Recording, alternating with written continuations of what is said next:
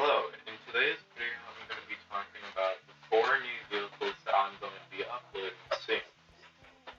Now, within the next 3 to 4 days, I'm going to be uploading all 4 of these vehicles separately each day.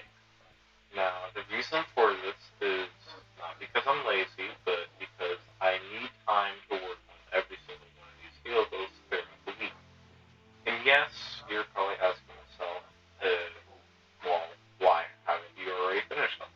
Well, that's because these vehicles are so particularly new, and I haven't really had all the time in the world to, work on them. So, in this video, this is just essentially me showing the vehicles and their capabilities and the kind of things they're allowed, well, not allowed, but able to do in terms of their roles. And yeah, that's basically what this video is going to be covering. After this video, I will put a comment down in the comment section saying which vehicles are going to be uploaded first after every day. So tomorrow it's going to be one of these vehicles, and then so on from there.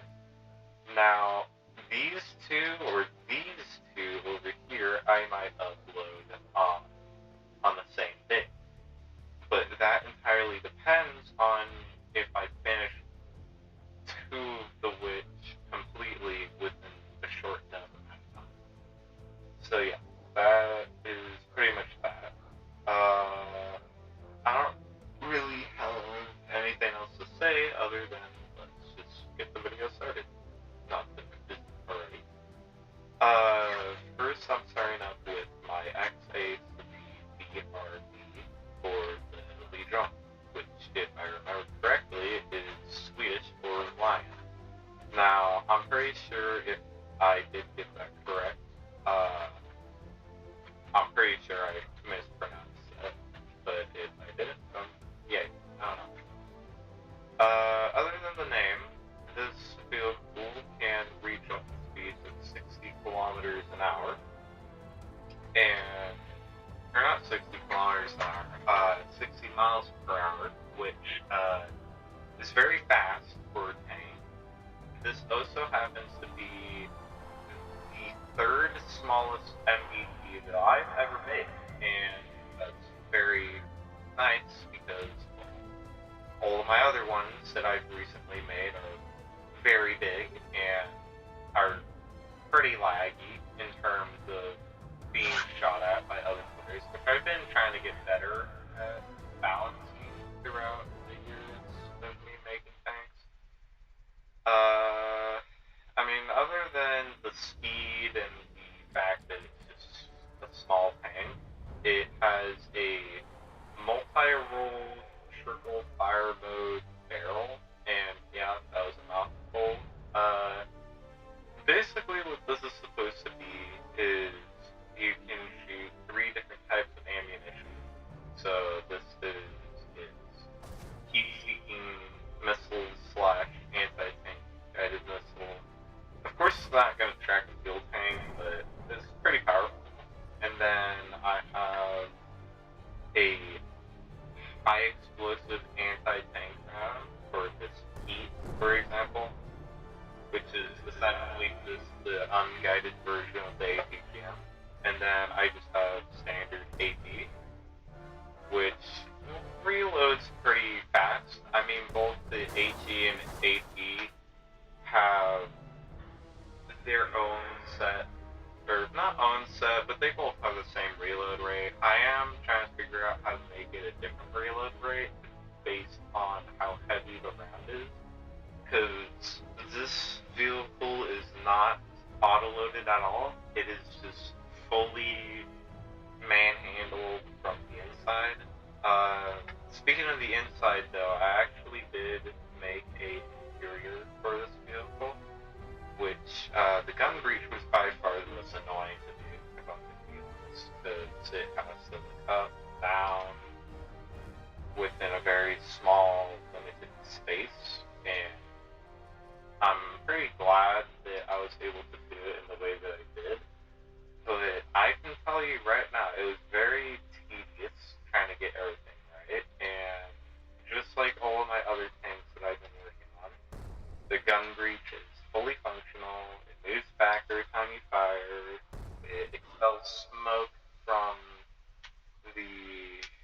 gun or the round every time you fire.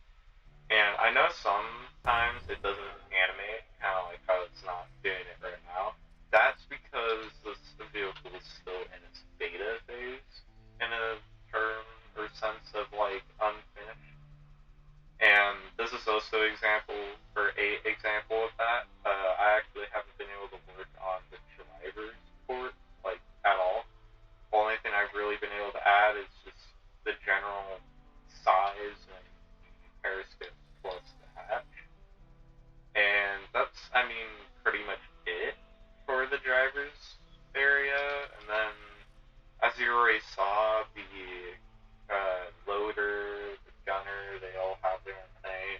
And then the commander also has their own thing about the gunner. A cool thing worth mentioning, though, is that the the loader actually gets a fully functioning machine gun. And from what I'd like this gun to be in caliber would be about 50 cal or like somewhere around 50 cal or like a 14.7, depending if that's the right caliber I'm thinking of that exists right now for a machine gun kind of thing. The machine gun, as you can see, looks up, down, left, right, and it can fire. And then, as you can see, every time I fire, the actual rod, I forget what it's called, but I'm just gonna call it the ramrod, for the little rack thing to rack your ammo, moves back every time. I'm so sorry for those gun nerds out there, like, ripping their hair out because I'm doing this wrong, depending. But, yeah, I'm trying my best. For the machine gun itself, it also has a camera so that you can actually aim with it. And, yeah, I'm still working on the, optics and swaying and recoil. So, yeah, I mean, the machine gun's still a bit of a work in place. I'm forgetting saying, work in progress. God, I don't know why I forgot that. It's still a bit of a work in progress. I mean, at least it looks cool for the current moment, but I still need to add a few small details here and there. I also don't know if I'm going to be able to add a machine gun mag to it, only because, one, it's going to make it more heavy, two, it's not going to really help with the weight or the swaying plus recoil kind of thing in part. And as you can see, the gun itself is already like sliding off its pieces for actuators from the game. But yeah, other than that, that's pretty much it. For the actual camera for this thing, it has a very, very big thing. It is because I used a very big camera, and I was actually really surprised with how compact I was able to make this camera system. Unfortunately, I was not able to make a active or like a fire suppression system. I forget what it's called, but it's like, it's where when you're moving and you're trying to use your rangefinder, it'll make the turret and gun look and move in the opposite direction of where you're moving. I forget what it's called, but I tried doing something like that, but I wasn't really successful, so I ended up just taking the same optic reticle from the Brigand over there, putting it in this camera, and then adding a new button for one of the new controls that I added for this. Other than that, you can just hold down right click, you can put the laser rangefinder cover on, which the only reason why I have that is because you can actually just turn on your laser rangefinder and use it like that, which honestly to me is more easier to do. It's just you do have to reset it, which is what that cover is for. And then, of course,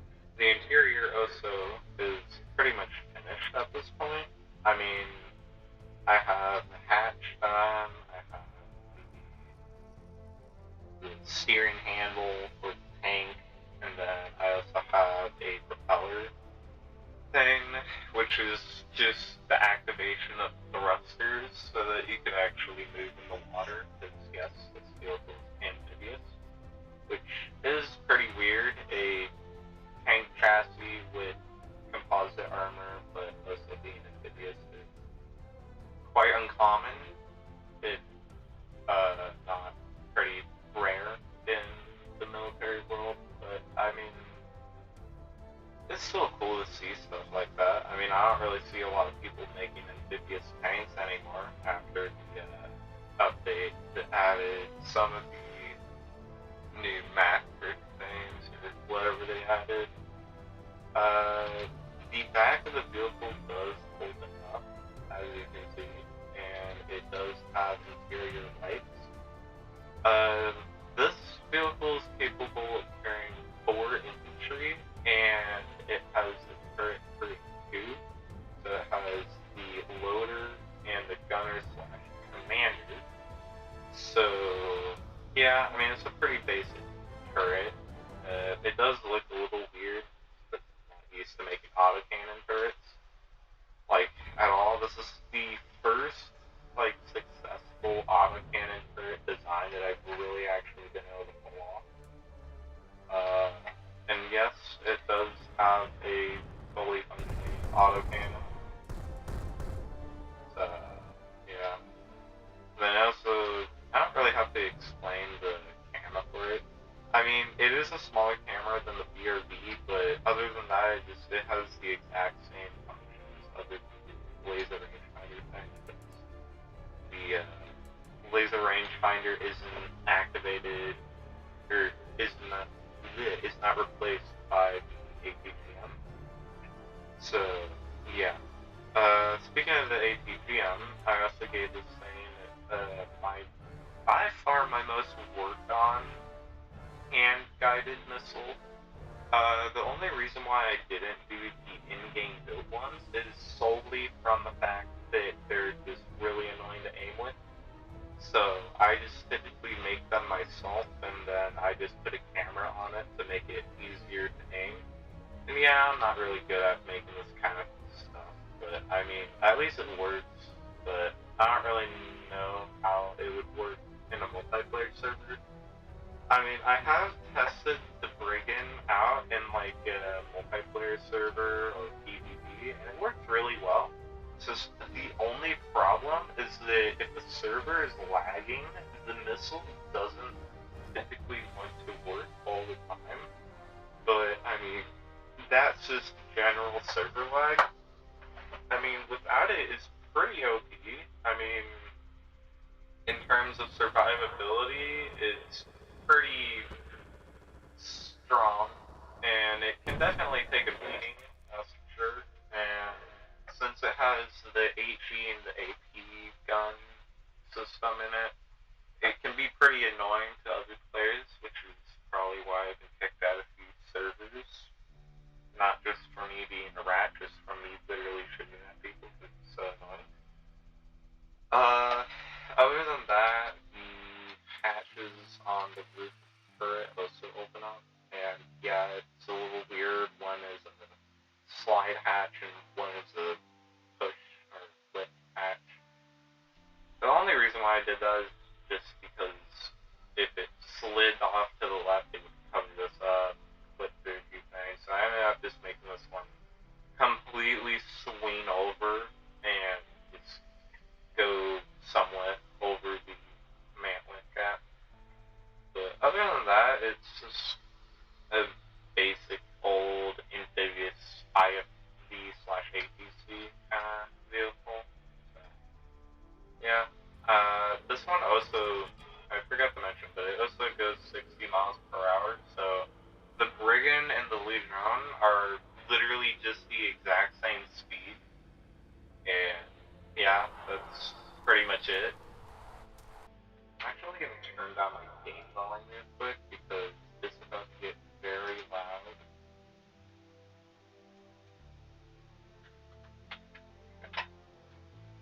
I'm hoping that does not affect anything majorly. I mean, it is just game audio. So this vehicle is well, I mean, I'm pretty sure you've already seen it in the previous video, but this is the KH-94. Yeah, the KH-98 Hornet, and it's basically just my version of the Halo 3 Hornet if it was ever reverse engineered and mixed up with the I forget I think it was called the Wasp. It's the helicopter from Avatar. It's like a mix over between the two vehicles. I thought it was a good idea. Plus, I've really been needing to make a vehicle like this, not just because it was conventional, but just from the fact that I've been trying to make something like this for a few years. This is really the first time that it's ever been a successful actual design kind of thing.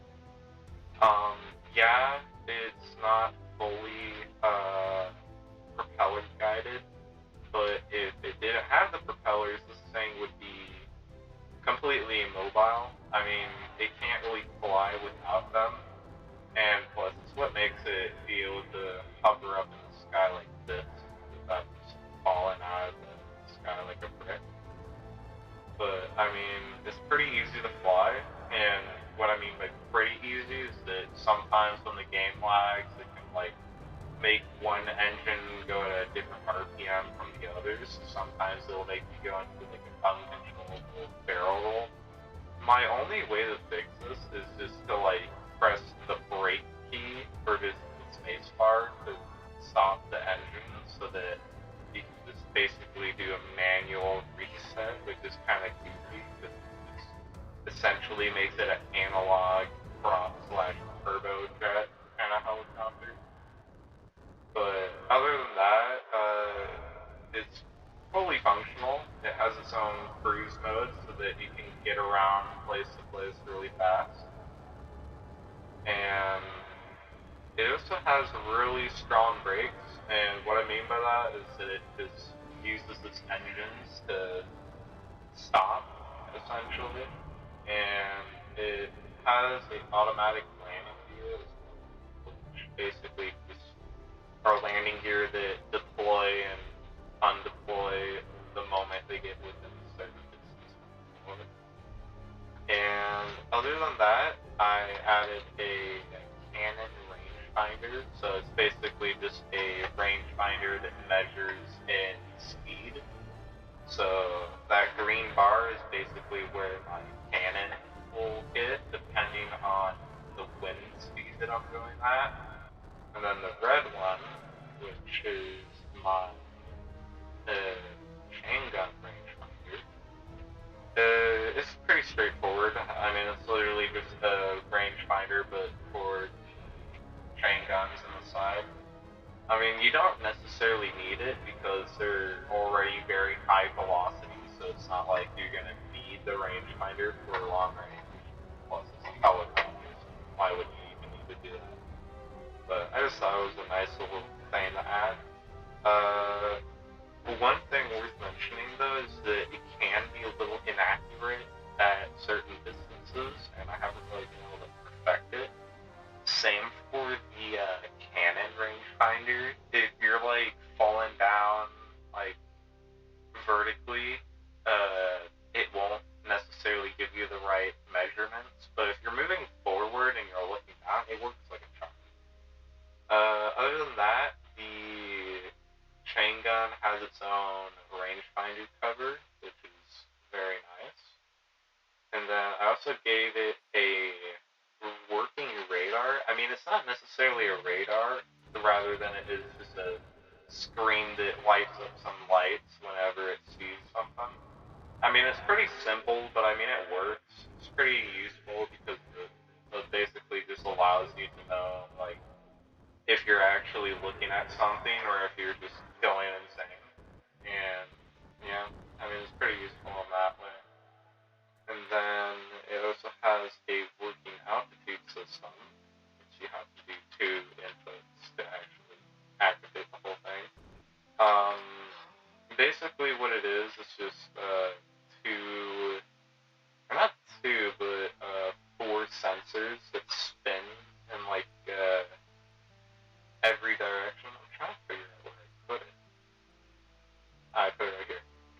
it's just 4 sensors that spin in the yaw and pitch axis, so this one's going left, right, and this one's going up, down.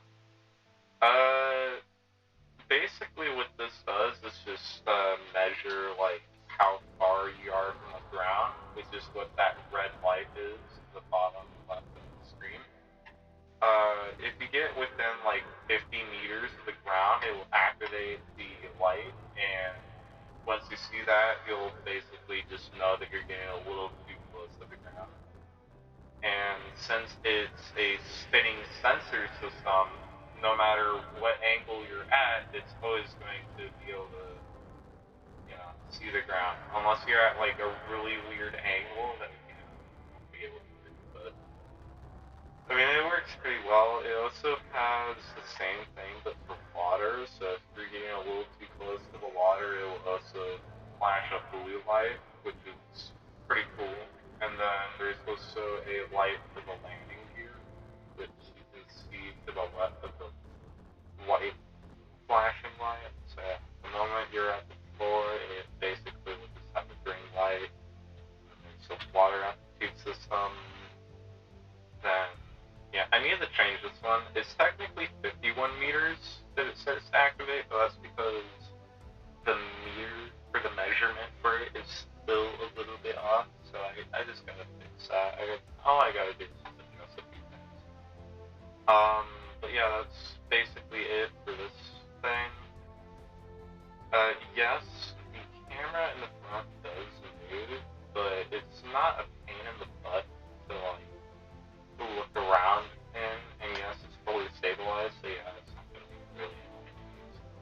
But other than that, that's pretty much it for this helicopter. Yeah. And then this one over here is literally just the exact same vehicle minus like 2 weapons and a downgrade in gun caliber, because it went from a 25 to a 150mm chain gun. I believe that's the right thing it said. I think this one's 23, and then the other one is 25. I don't remember because I don't have it written down. Other than that, it's literally just the same thing, but longer, 2 extra engines, and more seats.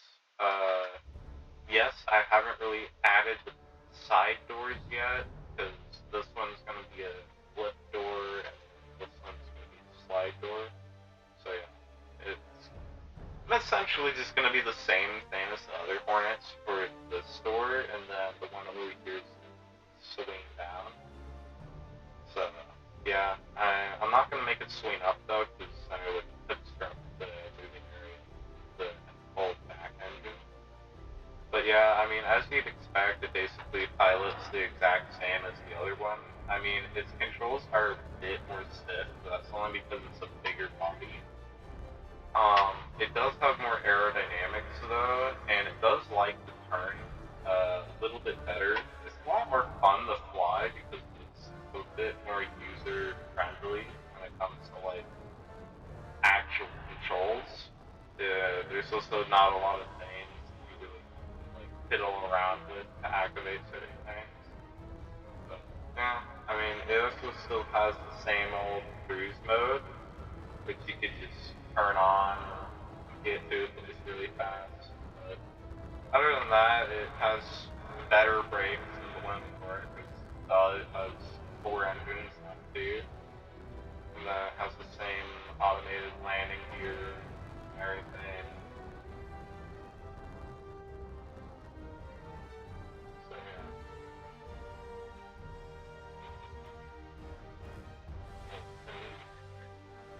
But yeah, that's basically it for the